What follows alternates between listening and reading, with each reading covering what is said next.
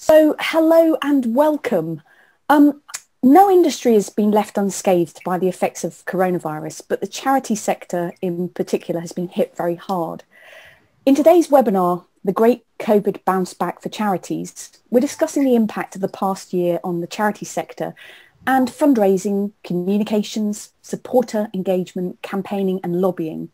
And we're going to look at how charities have adapted to these exceptional times and whether some of the changes that charities have made will last well beyond the pandemic.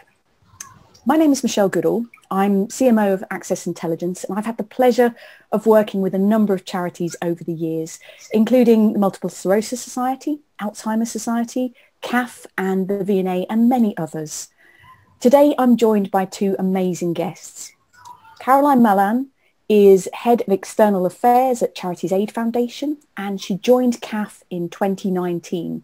Caroline leads teams working across CAF's unique research into charitable giving, policy, public affairs and communications. And she's going to share some of CAF's research today.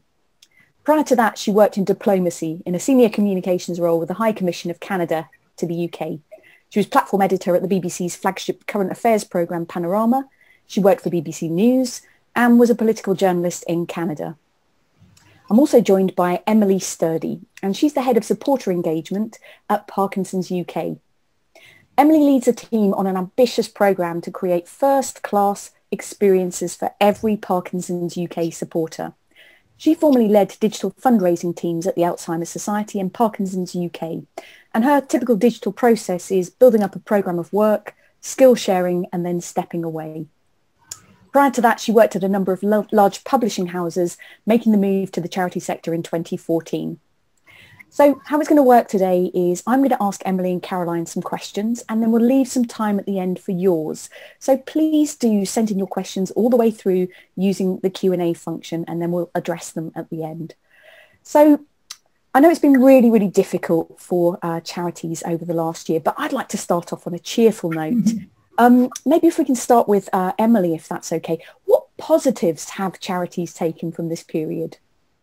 I think it's a really good question to start with because it's definitely been a crazy year, but there have been positives and I've picked out three from my experience. So the first is that we have an amazing supporter base at Parkinson's UK and they've really turned up to support us during a tough year. The second is undoubtedly our colleagues. You know, they've worked incredibly hard. They've had to innovate. They've had to be flexible. They've had to constantly adapt to all of the change that's happening around us. And I think that's really impressive when you put that in the context of just how hard our personal lives have been and the challenges we've faced. Thinking right back to the beginning where it was impossible to get any groceries. So, and I think the third is that interestingly, 2020 has been a real catalyst for change for us. There's the really well talked about ways of working, how we've adapted to working remotely, but also the importance of data and insight. We've had to really hone our skills in that area in order to understand our supporters. And I think a theme that we'll get to today is really thinking about that ability to be where our supporters are and to do that well, and data and insight clearly enables that and helps all of that to happen. So those would be the three things that I would pick. Thank you, and always good to start off on a positive. How about you, Caroline? What positives do you think charities have taken from this really tough time? I would really echo the innovation elements. There's so much to celebrate in the way charities have responded digitally, transforming in many instances the ways of working. I would also, a little less of a tangible one is awareness of and appreciation for the work of charities. I think if we look back a few years, our research in particular was pointing to falling trust levels, statistically significant falling trust levels in charities and the work that we all do. That has been more than reversed. Especially local charities, small and mid-sized charities, I would say, people have had a really stark reminder in their value and in the role that they play in our communities, in helping our friends and neighbors and relatives to cope through this pandemic. So I think that there's a lot to build on there for charities to keep up that level of engagement as well. I think there's going to be some bumps, as we'll talk about, along the road, but I think there's an amazing starting point there of a wider public, a generous public, who are very, very now keenly connected with what charities do and contribute. Yeah, and I think that local point is very salient. Just thinking about my location, I feel so much more closely connected to smaller local charities that are actually making a difference on my front doorstep that I can see, because I'm not going anywhere at the moment. So let's look at things slightly differently. Pandemics and crises force people to do things differently. So again, I'll start with Emily. What has the pandemic forced you and maybe other charities to do that otherwise you think you may not have done? I think that the one that immediately springs to mind is working from home and remote working and how we collaborate together. I think we had a really good start as an organisation because at Parkinson's we'd worked quite hard on that digital transformation in our ways of working. But I think it's forced us to do that a lot more quickly. I really remember this last year having a test. Let's see how it works if we all work from home on one day. And at the end of that day, we got the message of we're not coming back. So we had to really quickly adapt to all of that stuff as everybody had to do. I think the other area is in-person activities. I think across the sector, this is where we've been hit incredibly hard. We haven't been able to run our huge portfolios of in-person activities and we've had to diversify. So virtual events have performed really well and we've seen those picking up the pace. I think we'd seen that as a pattern that was starting to emerge, a trend that was starting to emerge before the pandemic, but quite naturally, because people can't meet face-to-face, those virtual events have changed and that diversification has happened really quickly. And I think just more generally in terms of flexibility and adapting, how we prioritise, how we allocate resource, we've had to get a lot better at that a lot more quickly because the change has been so constant and, you know, endless things that we've had to react and respond to. Yeah.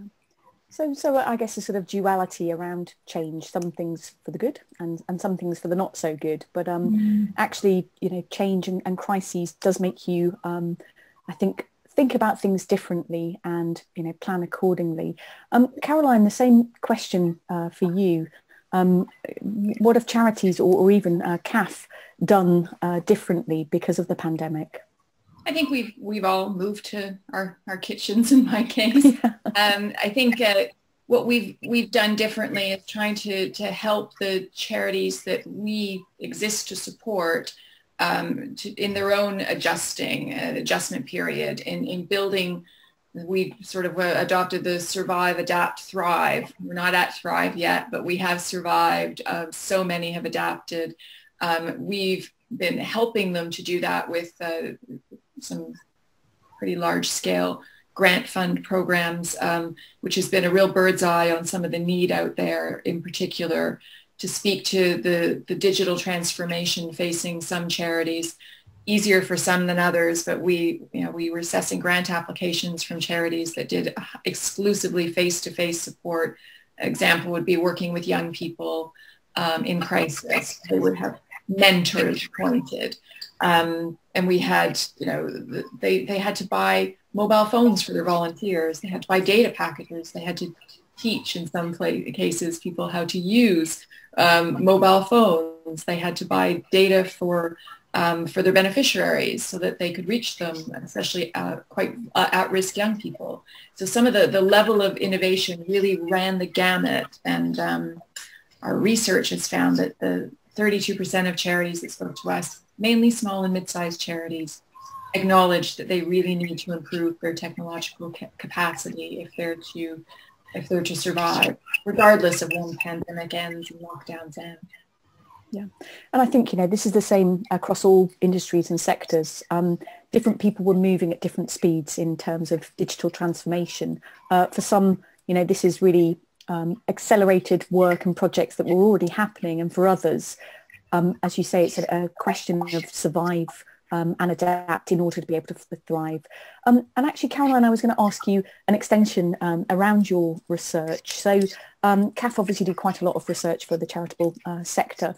What else did your research say about the impact, particularly on fundraising and sources of income into charities? Yeah, we found most recent survey of charities, and this has changed quite a bit since we've been doing these touch polls almost every other week, varying between 2 and 4 weeks, but half of charities have said that they've had to change how they fundraise. I don't think that surprises us.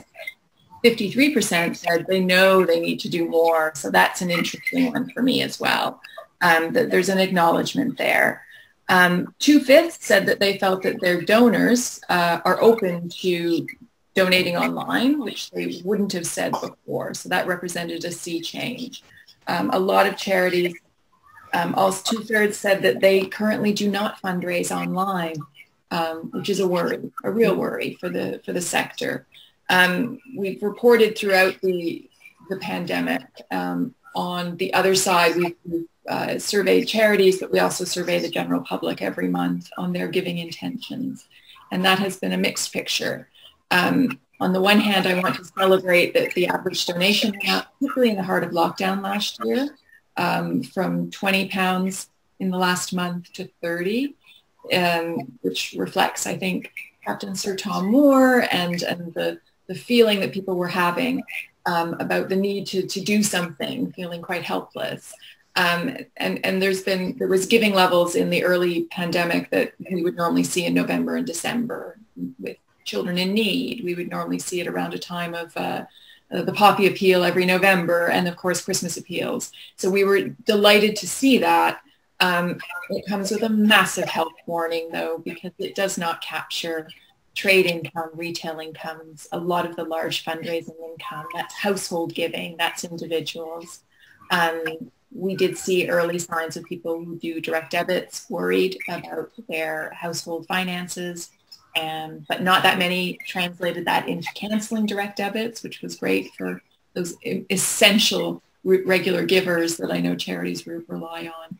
I was delighted to see that has not manifested itself, which is great. Again, massive health warning. Emily will probably nod along at this one. Our research found one of the biggest cause areas to suffer a real setback was medical research charities. In the first 6 months of the pandemic, we saw them. We estimate just in household giving, they were out about £174 million from what we would normally see in the same period. So that's worrying, and it's no matter what generosity we can now tap into, which is obviously there, that money, it will not come back. Those lost research funds will not be recouped, and it's a real fear point for a lot of really valuable charities out there. So again, a mixed bag, but heartening to know that the British public are still putting their hands in their pockets or not cancelling their direct debits. Thank you for that, Caroline. Emily, what have you seen at Parkinson's? Has there been an impact on fundraising at all? Yeah, most definitely. I think the impact across the board has been huge. I think it hasn't necessarily panned out the way we would necessarily expect it to. And I think the point that you just raised, Caroline, is really interesting around the impact on research, because so many research activities had to stop. Laboratories closed, universities closed. All of those organisations that were driving that forward had to stop what they were doing. And I think there's a massive societal impact to that happening.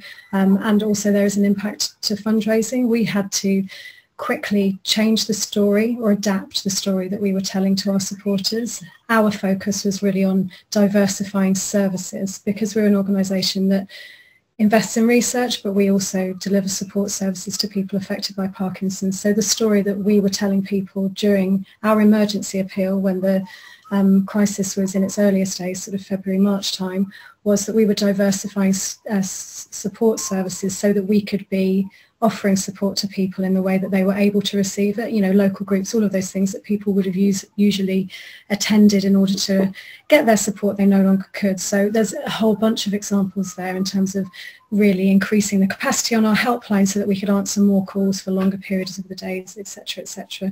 And we saw that performed really, really well. Our emergency appeal did perform very well, but now we have a job to do in pushing that story back towards research and letting people know that our research program is starting up again, and we are continuing, and we are really striving and working really hard to achieve that aim of finding a new treatment for people with Parkinson's by the end of 2024. But undoubtedly that has been impacted.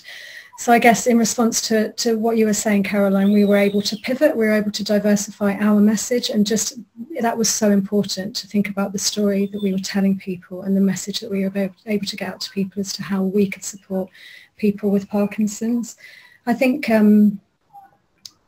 that's really interesting. I think anecdotally, organisations that have really relied on that brand-led message has been harder. I think that cause-led message, when you could talk about what you were doing right now to help people affected by the pandemic, was really strong and really powerful. And we know that our supporters responded incredibly well to that.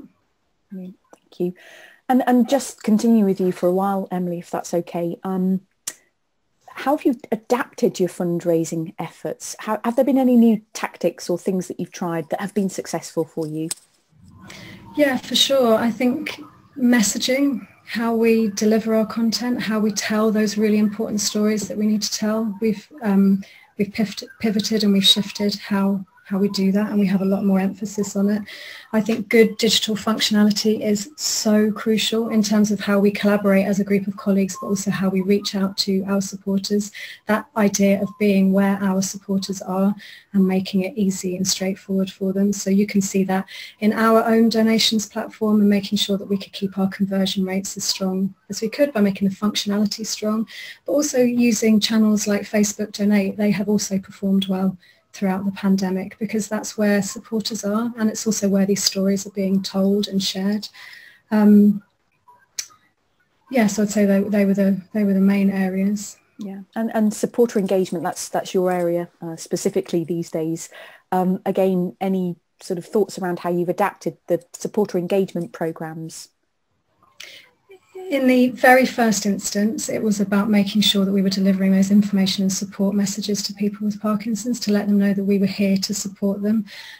So we have had to transform a lot of our data to make sure that we can deliver those messages quickly to people. I think there are so many cogs in the supporter engagement wheel, and we have really refined a number of those smaller cogs to make sure that things work much more smoothly.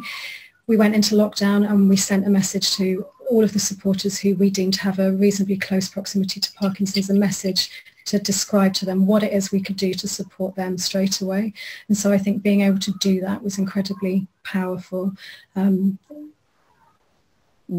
it brought you closer.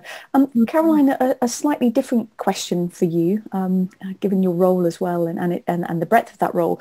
How have broader communications such as media relations, campaigning and lobbying been affected by this period? And again, how have you at CAF adapted to that, or the charities that you're speaking to? Yeah, interesting question. I think we'll all know there's really been only one story for the best part of a year now. So cut through on pretty much anything else is nigh on impossible. But there are ways to align yourself with the story of the moment. I mean, we produce research that has, news value that adds to the contribution. I think charities in general, we'll all agree, have had trouble feeling like we have the ear of government as much as we would like, but I'm not sure that's not always the case. I think a lot of the conversation around support has been through businesses, supporting the economy in other ways. We have tried to raise the flag for the size of the charitable sector. It employs 3% of the UK's workforce.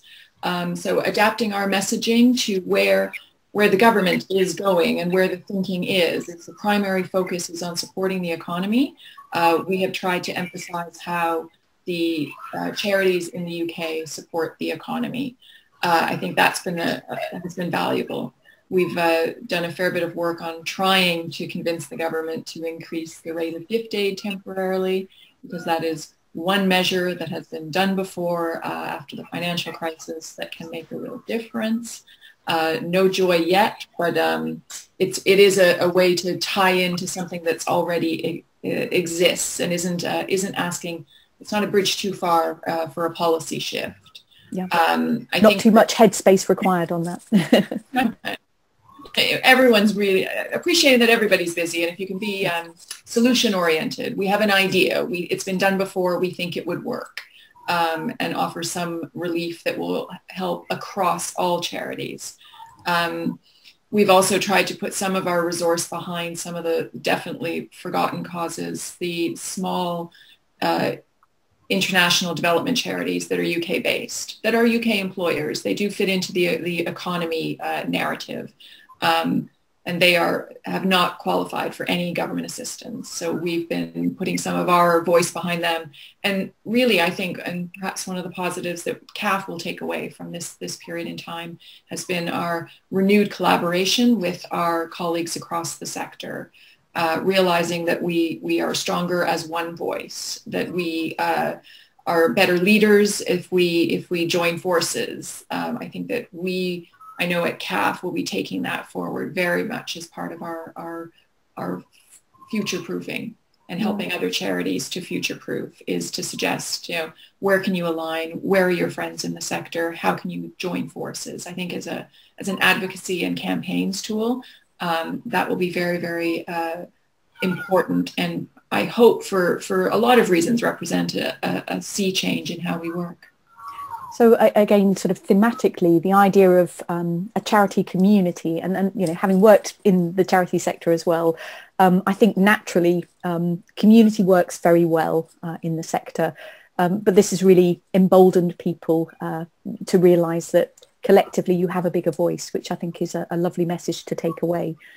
Emily, I was going to ask you if you had any comments on that. I think just to come in there, the point that you were making about how, we weren't going to get the ear of politicians. So our normal campaigning and lobbying work in Parliament couldn't happen. But actually what we turned our attention to was lobbying the supermarkets to make sure that vulnerable people could get those priority delivery slots, and lobbying to make sure that they had access to social care and health services. And I think that really echoes what you're saying, Michelle, that actually at that community voice of coming together and working together on some of those things when they were most needed, really did work, and we were able to get some results across that stuff. Brilliant. I'd say, just to chip in one other thought on this, where we've had tremendous success is seeing the business community respond to exactly those requests, and realizing that the value that the public perceives in them has taken on a new dimension, and that is what they do for their communities. And through us, in a lot of instances, the best way for them to demonstrate that has been, creating funds, contributing to grant programs, and really showing their purpose. This has been a moment for businesses across the UK to demonstrate that they take purpose seriously. And I think that the charitable sector has been a really helpful partner for business in doing that. So I'm hoping that's one of the enduring benefits we'll see from this.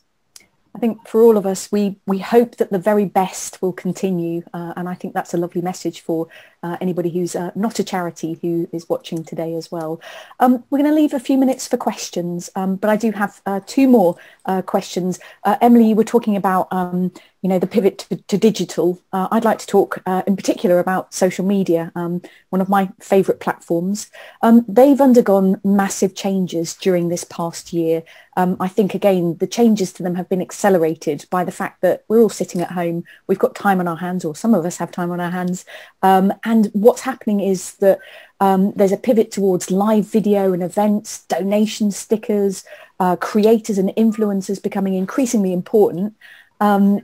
How have you responded to this, or how have other charities responded to this? Have you got any examples of what you've seen out there that looks like best practice and good in this area?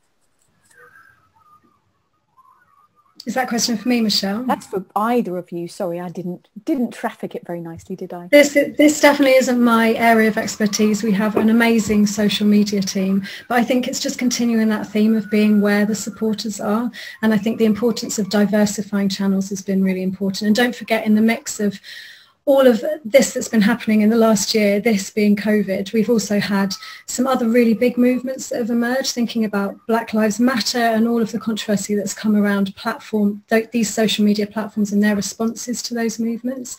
So I think it is a really interesting time about how we balance. we use social media a lot. That's where our supporters are. That's where fundraising is happening, but also balancing it with some of those bigger conversations that are happening at the moment. I think being able to be reactive and try new stuff as it comes out and giving it a go and testing it, seeing how it lands, and not being afraid to try stuff and see it fail and move away from it quickly if it's not working for us. I think that's really important, because it's not going to stop. There are constantly going to be new things for us to try and test and work with, and we can't wait and sit back and see how it works, because if you do that, something new has already dropped in. So I think it's learning, trying, and being happy to fail and move on to the next thing. Iterate, iterate, iterate. That's why I have that poster behind me.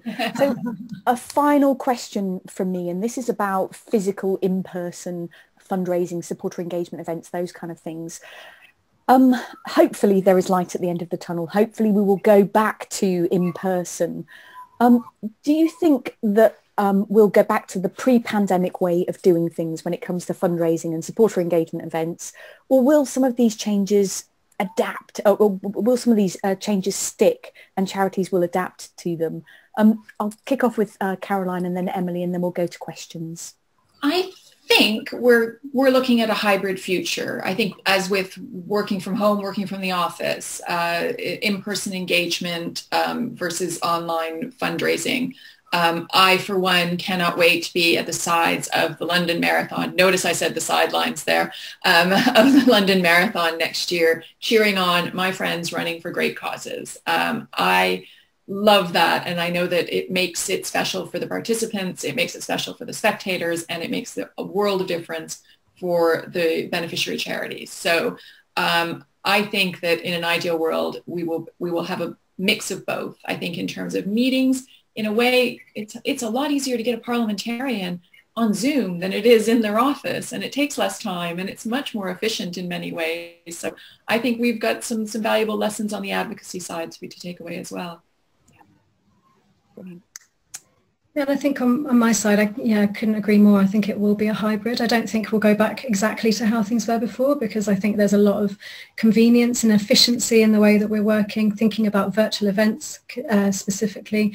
The roadmap seems to suggest that by June we could start to have in-person events again, but there's a lot of nervousness about that. And I think while there is that nervousness, and while the world continues to re-emerge, we're going to have to balance that with both, so we don't put all of our eggs into one basket.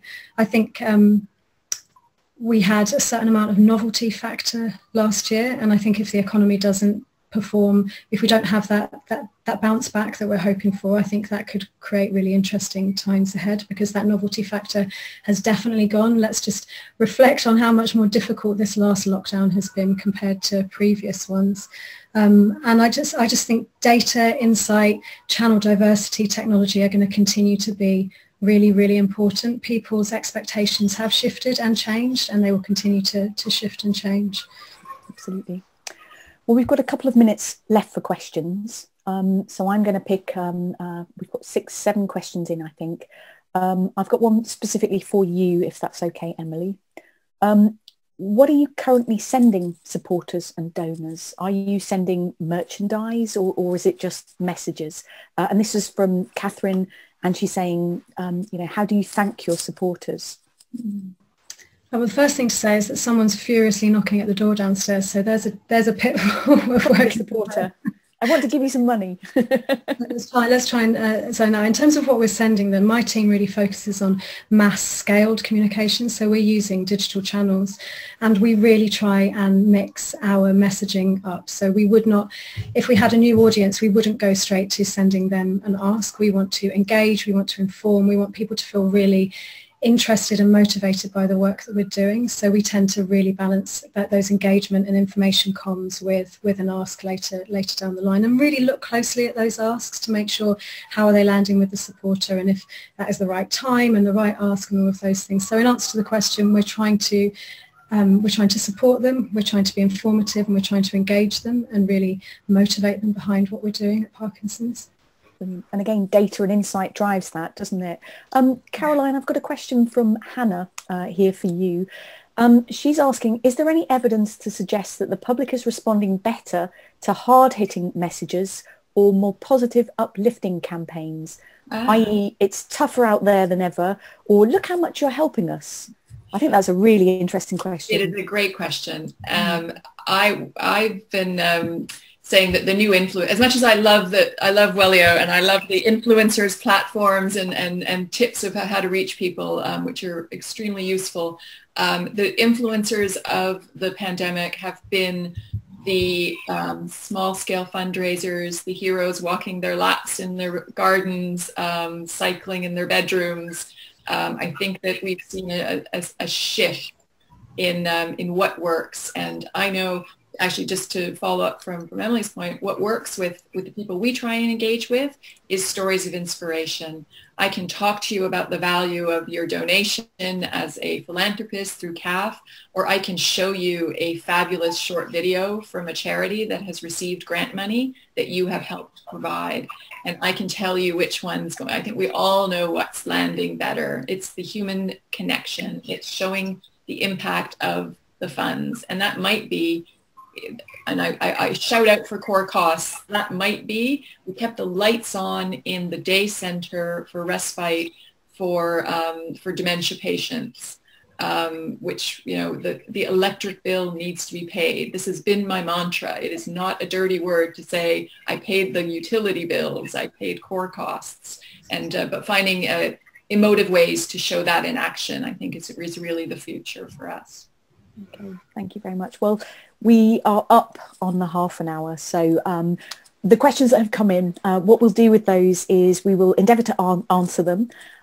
Just to let you know that you will be able to receive a recording of this webinar, and also we'll follow it up with a blog post as well. So that leaves me with a final thing to say, and that's thank you to our guests today. Regardless of door knockers, we didn't have any cats or horses or chickens entering our room, so that's a win. Thank you very much, Caroline from Charities Aid Foundation and Emily from Parkinson's UK. Generous insights, and thank you for all that you and your teams do. I hope everyone's feeling as optimistic as we are, and I think that came through, that this has been a really tough time, but it has forced us to think differently about things. And what I would say is, if you're on the webinar today, and if you're a charity or a not-for-profit, we would love to speak to you about how we can help you with your media, political databases, media monitoring, measurement, etc. So if you do want a demonstration of the Vuelio software, then please go to the website, and our team here will be very happy to help you. But thanks again. Thank you for all attending, for your questions, and let's hope that the future is bright and positive. Thank you.